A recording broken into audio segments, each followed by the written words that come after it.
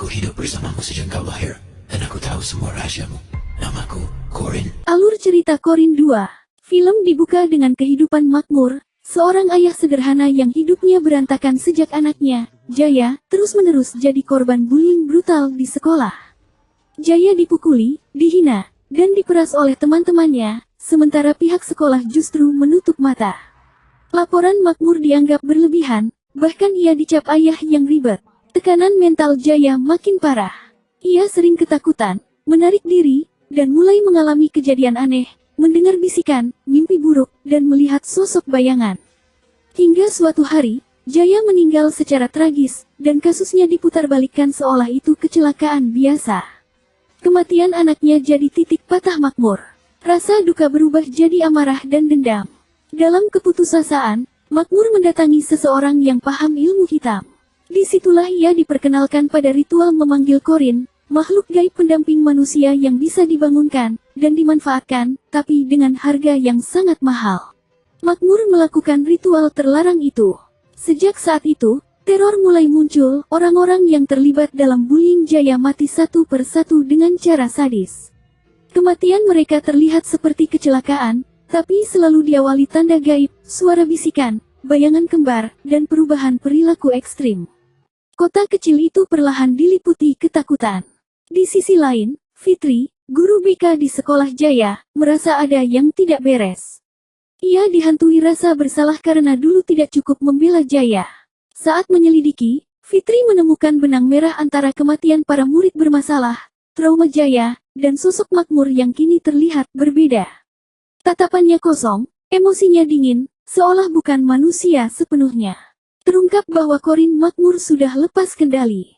Awalnya Corin hanya menargetkan pelaku bullying, tapi lama-kelamaan ia mulai membunuh siapapun yang dianggap bersalah, termasuk orang yang sekadar diam dan tidak menolong. Konsep keadilan versi Corin jauh lebih kejam daripada manusia. Apa mungkin jin atau makhluk halus bisa menyerupai manusia, Pak? Berikut daftar pemeran dan karakter film horor Indonesia Corin 2. Pemeran dan karakter Corin 2. Fedi Nuril sebagai makmur, ayah yang berjuang mencari keadilan dan kemudian melakukan ritual Corin demi membalas penderitaan anaknya. Ali Fikri sebagai Jaya, anak makmur yang menjadi korban perundungan, bullying dan menjadi pusat konflik cerita.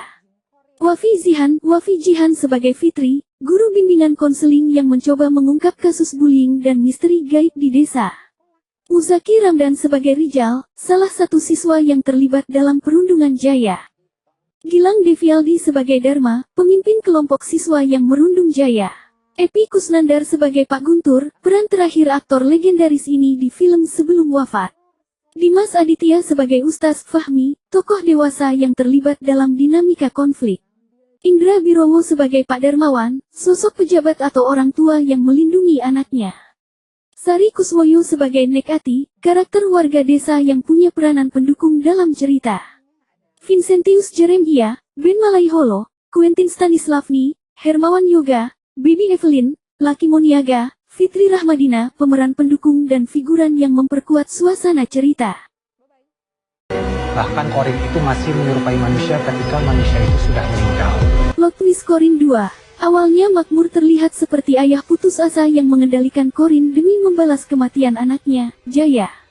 Namun seiring cerita berjalan, terungkap bahwa makmur justru kehilangan kendali, dan Corin perlahan mengambil alih tubuh serta pikirannya. Beberapa pembunuhan bahkan terjadi saat makmur tidak sadar, menandakan ia hanya dijadikan wadah. Twist lain muncul saat Corin mulai menghukum bukan hanya pelaku bullying, tapi juga guru, pihak sekolah, dan orang dewasa yang memilih diam. Bagi Corin, membiarkan kejahatan sama buruknya dengan melakukannya. Terungkap pula bahwa Jaya sudah lama mengalami tekanan batin ekstrim, membuat dunia gaib lebih mudah masuk bahkan sebelum ritual dilakukan. Di akhir film, makmur secara spiritual sudah tidak sepenuhnya manusia. Teror memang berhenti, tapi ekspresi terakhir makmur memberi isyarat bahwa Corin belum benar-benar pergi, meninggalkan ending gelap dan ambigu. Intinya, niat mencari keadilan berubah jadi malapetaka karena dendam membuka pintu yang seharusnya tidak dibuka. Obat untuk habis sarapannya udah. Cerita kompleks film Corin 2. Makmur adalah ayah biasa yang hidupnya berpusat pada satu hal, Jaya, anak laki-lakinya yang pendiam dan sensitif. Sejak pindah sekolah, Jaya berubah drastis, murung, mudah ketakutan, sering mengigau. Perlahan terungkap bahwa Jaya menjadi korban bullying sistematis, dipukul, dipermalukan, dan dijadikan bahan ejekan setiap hari. Makmur mencoba jalur normal, melapor ke guru, ke pihak sekolah, bahkan ke orang tua murid lain. Namun semua gagal. Sekolah menutup kasus demi nama baik. Guru memilih aman. Orang dewasa memilih diam. Jaya dipaksa, kuat, menghadapi trauma sendirian. Tekanan batin Jaya makin parah. Ia mulai berbicara sendiri, seolah ada teman yang menemaninya. Tanpa disadari siapapun, Korin Jaya mulai aktif, dipicu rasa takut, marah, dan keputusasaan. Hingga suatu hari, Jaya meninggal secara tragis, dan kematiannya disederhanakan sebagai kecelakaan. Kematian itu mematikan sisi kemanusiaan Makmur. Ia tidak hanya berduka, tapi merasa dunia telah bersekongkol membunuh anaknya. Dalam kondisi mental rapuh, Makmur bertemu seseorang yang mengenalkan ritual membangunkan Korin, makhluk yang selalu ada dalam diri manusia, tapi seharusnya tidak pernah disentuh. Makmur tahu risikonya. Korin tidak pernah menolong tanpa mengambil sesuatu sebagai gantinya. Namun baginya, kehilangan jiwa lebih baik daripada hidup tanpa keadilan. Sejak ritual itu dilakukan, kota kecil tempat mereka tinggal berubah jadi ladang teror. Para pelaku bullying Jaya mati satu persatu, dengan cara yang mencerminkan dosa mereka sendiri. Awalnya Makmur merasa puas, ini keadilan yang tak ia dapatkan dari manusia. Namun perlahan, batas itu runtuh. Korban berikutnya bukan lagi pelaku langsung, tapi orang-orang yang membiarkan.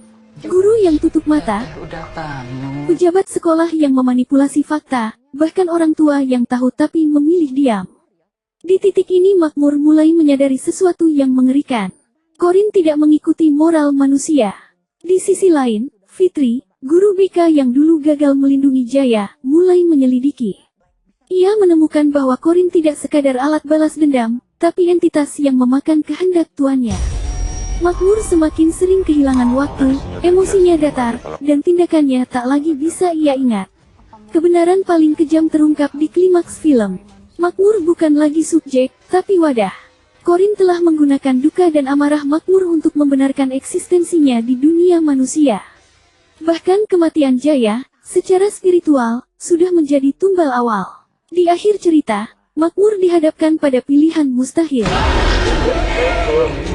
Menghentikan ritual dengan konsekuensi jiwanya lenyap, atau membiarkan Korin hidup dengan dalih keadilan mutlak.